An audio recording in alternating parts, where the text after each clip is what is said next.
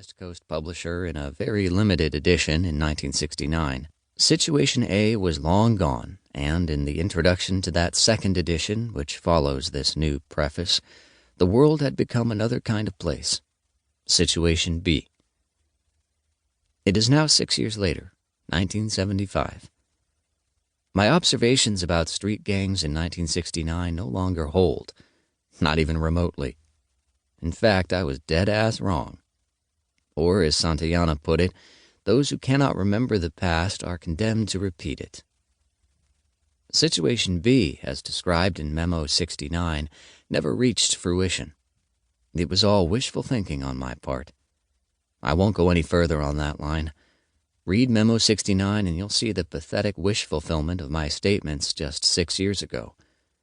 Current, cynical observations can be found in my collection, Approaching Oblivion. But the point that needs to be made here, especially here, is that we didn't go into a Situation C, for God's sake. We wound up back at square one, in Situation A. Not only didn't I learn from the past, I didn't even see it come barreling back at me from the opposite direction. But this time, I think, I hope, I damned well better had. I got that truck's number when it hit me. There's no need to write an extensive new description of street gangs in the 1970s, of violence and death, of kids invading schoolyards and even schoolrooms to shoot down members of rival clubs, because it's all in the book as it happened in 1954. What goes around has come around. In Chicago, the black gangs back of the yards are locked in constant, deadly combat. In Manhattan's Chinatown and out in San Francisco, the Oriental clubs restage the Tong Wars. In East L.A., the Chicano gangs are so tough not even the hardiest newspaper reporters can get in to report the machinations of warfare. In South Boston, well, to hell with the white assholes of South Boston. Memos from Purgatory has suddenly, sadly, become relevant again. You can't believe how sad that makes me. As for the second part of this book, about jail, well, things ain't much different now than they were then. Yeah, they're closing down Manhattan's tombs, but they've still got to stick people away somewhere. And we've got the bitter aftertaste of Attica to heighten our taste for the slam. And in state and federal joints all across this nation, the white and Hispanic and black gangs proliferate. And if you don't join, you walk a tightrope over doom.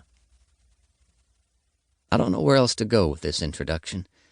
It all seems so damnably inevitable, so helpless-making. I should have seen it, and I didn't, and I feel like a jerk. Leo Dillon, who did the cover for the first edition, a portrait of me behind bars, and who did the cover for this new edition, said just the other night that I keep fooling myself, that I keep murmuring Spero Meliora. I hope for better things, but that in my gut, in the outer layers of my skin, in my non-sentimental sections of brain, I know it's all the same. Always the same. Always going to be the same. Maybe Leo's right. I don't know. All I know is that in 1964, when Hitchcock did Memos as the first of his hour-long TV shows, he had James Caan in his first major Hollywood role, playing Harlan Ellison, and I wasn't hip enough to know that someday he'd be a star, having climbed to fame and glory in the role of Sonny Corleone in The Godfather.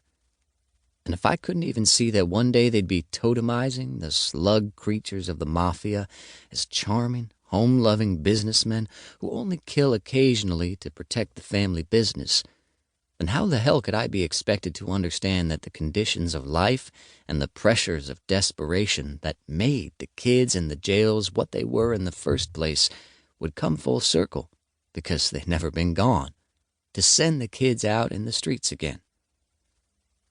Listen, it's 21 years since I went out into the swamp to get the background that resulted in this book and 3 others. It's 14 years since the book you hold came out the first time, and 6 since the second edition with its starry-eyed preface filled with bullshit and wish fulfillment. Maybe in another 5 years, if this book has a continued life, and at this point it looks like nothing can kill it, short of universal...